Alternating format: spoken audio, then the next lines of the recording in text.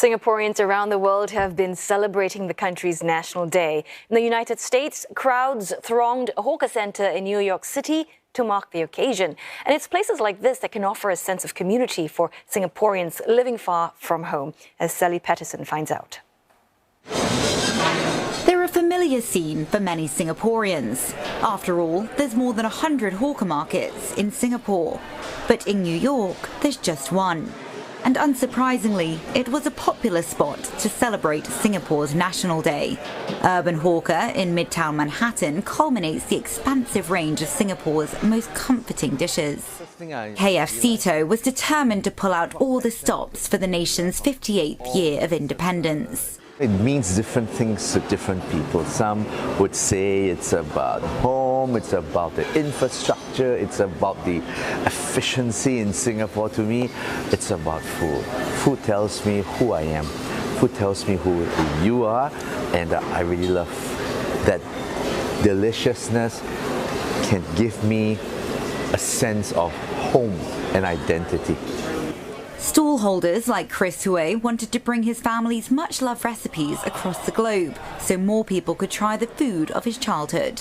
Singapore food is very unique because it is like a new genre by itself.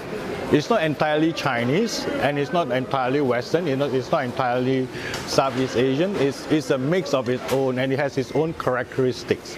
And it's flavorful, it's diverse, and it's interesting. These unique blends of cuisines are something customers like Angela Tan often struggle to find in the United States. When I grew up, I used to have food like that for breakfast, so this is definitely, reminds me of the good memories back in Singapore. Nearly 40,000 Singaporeans live in the US, with almost 4,000 students moving here to study. Alyssa Peng relocated to New York City last year to study for a master's degree in cybersecurity. She said she was proud to introduce her culture to her peers. In my class, there were quite a few Singaporeans, so we were able to represent Singapore to the rest of the very diverse cohort, which included people from Argentina, Brazil, the UK, Americans.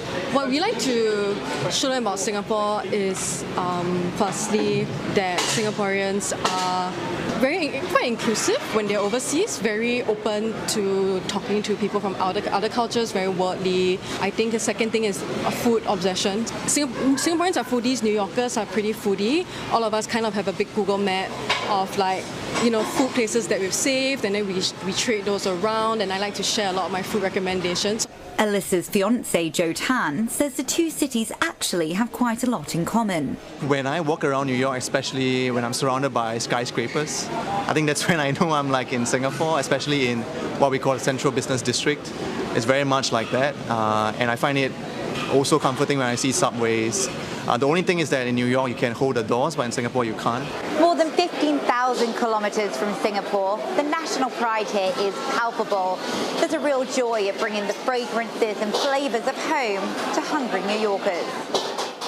But it's not just Singaporeans who took part in celebrations. Locals and visitors alike popped in to see what the fuss was all about. It looks delicious, and the menu options were very interesting. I hadn't seen a couple of them. We wanted to try something new in the city. We've been a couple times, never tried this spot. Please take the meal. So that's our first order of the day. Behind the counter, too, were those who hadn't grown up with South Asian classics like chicken rice. But now native New Yorkers have also become pros. Really amazing now to actually learn how to manage a team. And if you look behind, it's not Singaporeans who are cooking chicken rice, which is our specialty. It's the locals here who has actually given their all, given their best, and the team is so strong. For those who spent Singapore's National Day in New York City, many left with full bellies and even fuller memories of home. Sally Patterson, CNA, New York.